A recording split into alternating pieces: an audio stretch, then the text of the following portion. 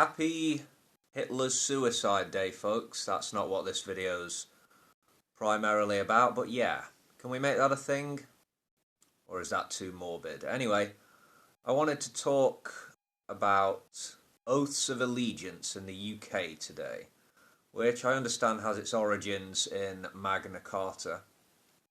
Check out the oaths that were required to James I, or Charles I sometime.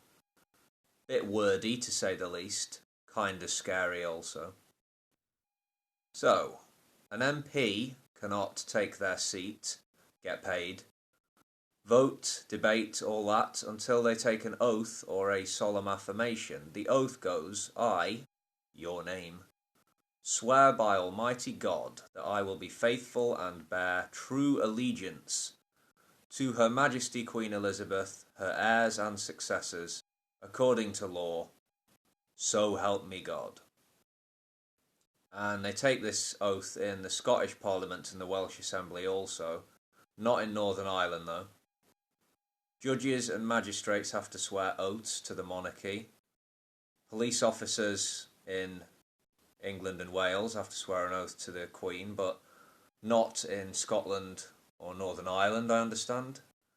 Clergy of England, of the Church of England, pledge allegiance, as do the armed forces, save for Navy officers, as their loyalty to the Crown is taken as a given. Yeah. You can do the Almighty God, or the secular version of it, when being sworn into the army, I understand. It's not so much about the current occupant of the throne, as it's about pledging allegiance to an institution, the monarchy, obviously, which represents a system. You are required to obey the orders of the officers set over you. Where is the explicit oath in all of this to defend the country? Not the crown, the country.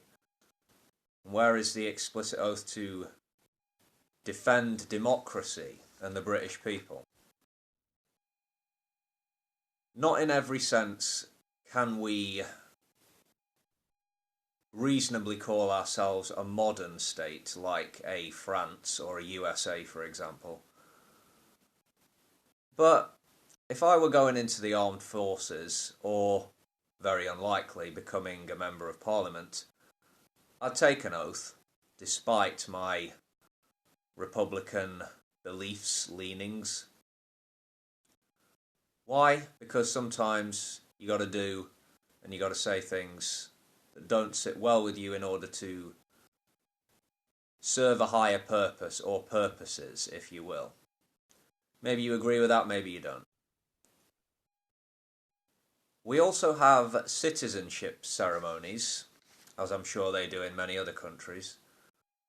And these ceremonies do include a pledge to uphold democratic values, which is progressive, good stuff.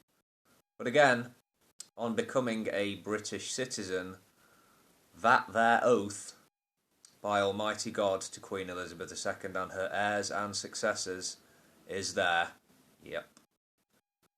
Historical note. It wasn't until 1981, the year of my birth, that Commonwealth citizens legally ceased to be recognised as British subjects.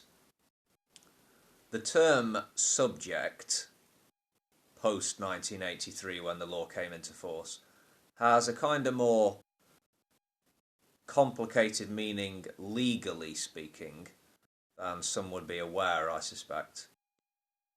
But here's the thing, and it's more of a political point, admittedly, than a legal one. Can you be both a citizen and a subject of the crown, I ask? Some might say, no difference, buddy, it just means your nationality. I say, there is an important distinction to be made where such things as rights, responsibilities, status is concerned. It's culture specific, I get that, but a more well-defined concept of citizenship in Britain, as opposed to the historical subject of the crown, is worth talking about. It's a subject that's worth addressing in the public sphere, dare I say.